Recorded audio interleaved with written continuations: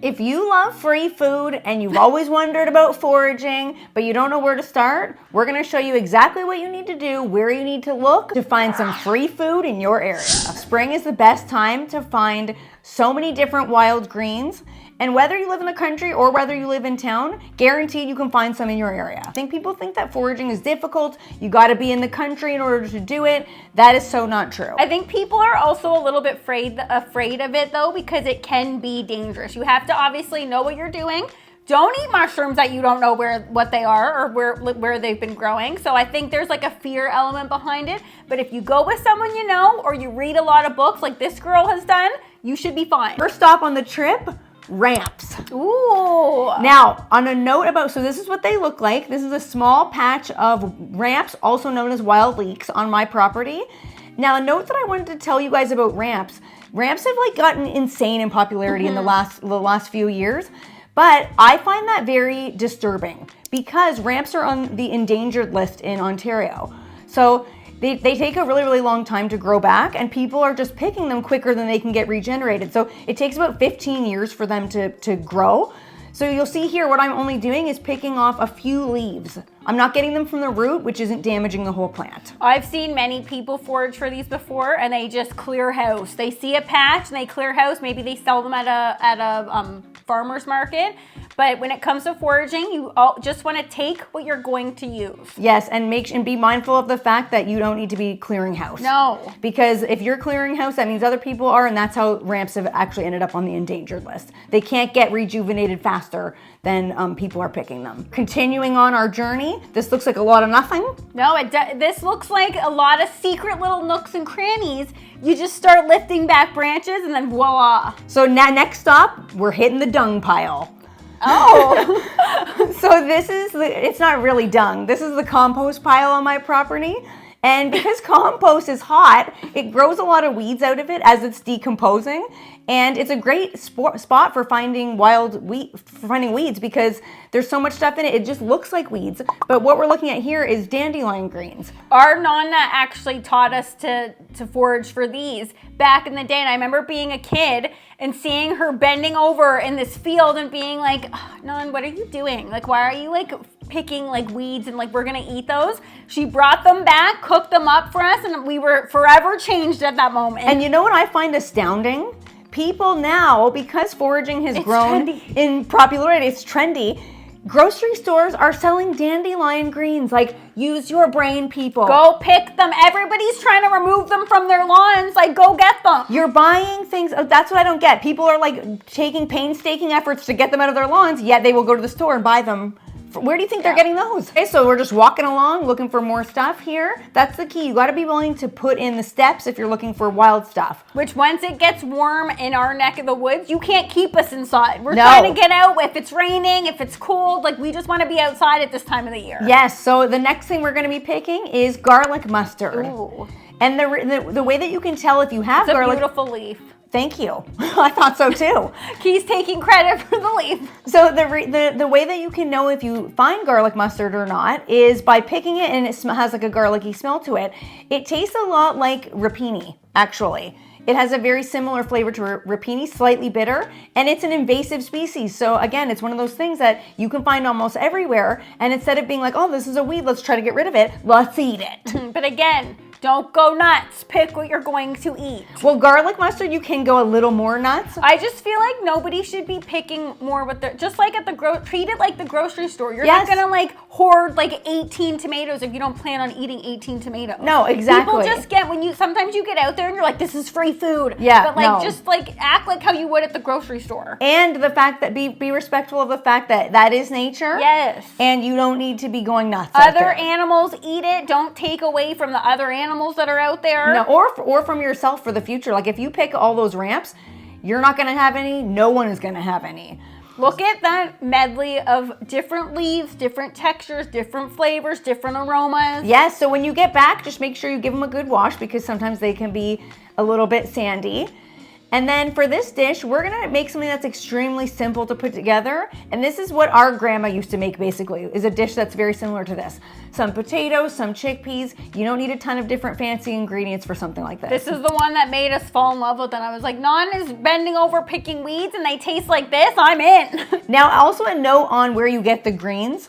If you are in town, or even if you're out in the country, try not to pick ones that are close to the road, because sometimes dogs are walking by and you don't want ones that have pee on them. Or people's lawns, because sometimes people in the city get their lawns sprayed with all kinds of gross chemicals that you don't want to be eating that either. Exactly, very, very good point. This is what I call my foraging sweater. Oh, someone needed to outdo me on my pistachio shirt last week. Yeah, like I feel like this has like a very rustic vibe. We like dressing to the food apparently. I don't know why that's our thing. Yeah, and like does this not have like a foraging vibe to it? I don't know why, but to me I was like, I have to look the part. Because the color is wheat. It's very natural. It's like jute. Yeah, yes. Why is jute like that? Jute is hipster. I know. It's like jute slightly, is so hipster. It's slightly hipster, this sweater. No, and that is pure hipster. Is it vintage? No, it's from Old Navy. Oh, is it?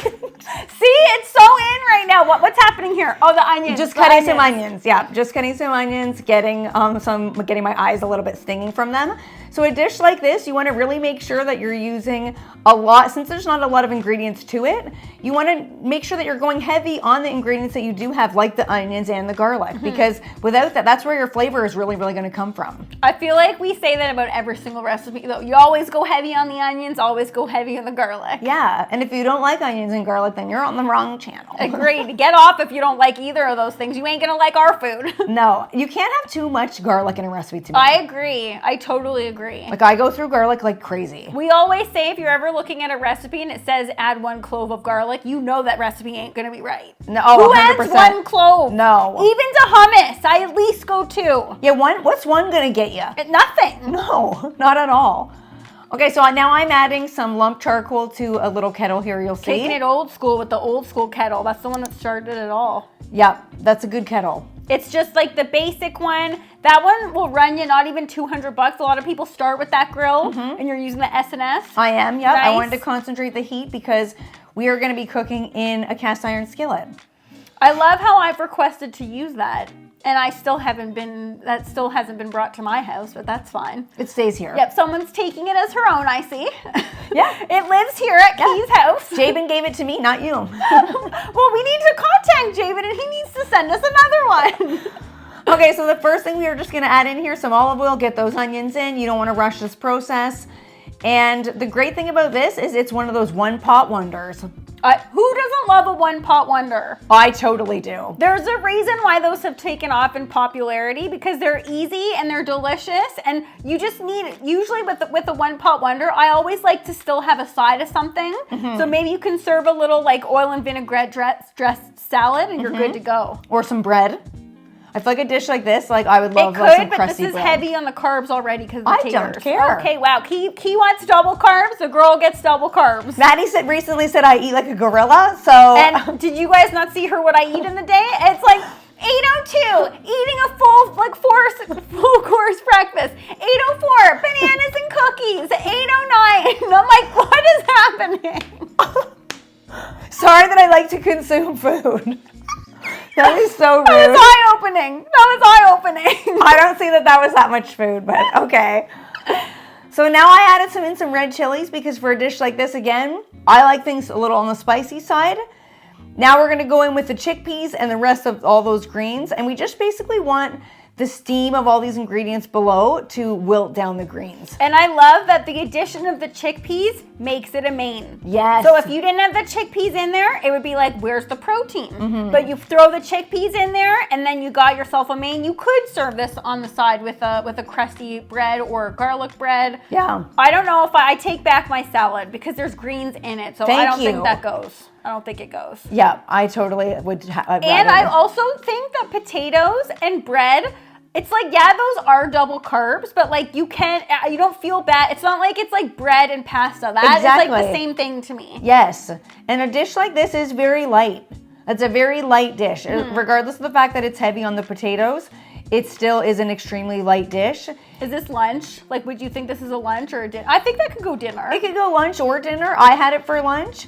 But I've also had dishes like this for dinner. It's for dinner, I definitely would probably have the bread with it. Know what I would love to do with this when I'm seeing this? What?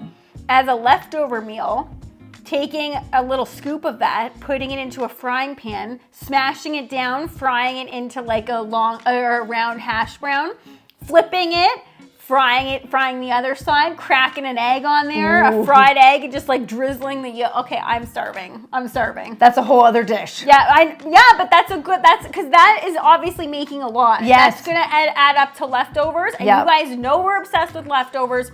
I'm about to drool just thinking about my creation that I just thought of there. So if you are new to foraging and you don't know where to start, and you don't have ramps in your neighborhood or garlic mustard, dandelions is definitely a good intro to finding greens, and literally everybody has those. So get out there, pick a few, make a salad, make this dish, but just try them and you'll fall in love. Let us know in the comments below what you forage, because that's the good thing about foraging. Depending on where you live in the world, you're gonna find different things. I'm curious to know. Me too, and get ready for a lot more because it's almost shroomy season. Oh yeah.